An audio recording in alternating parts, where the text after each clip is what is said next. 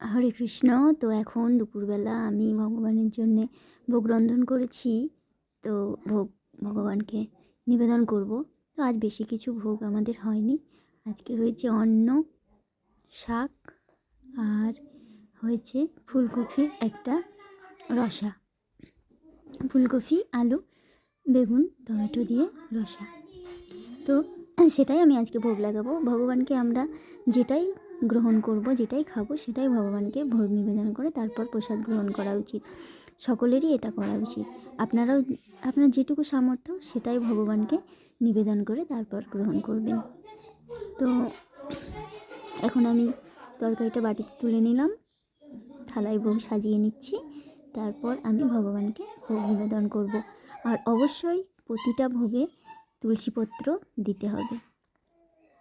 তো আমি এখন ভগবানের উদ্দেশ্যে ভোগ নিয়ে যাচ্ছি। এই যে দেখুন, এবার আমি ভোগে তুলসী দিয়ে নেব। তারপর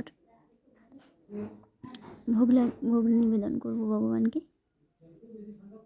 হরি বল।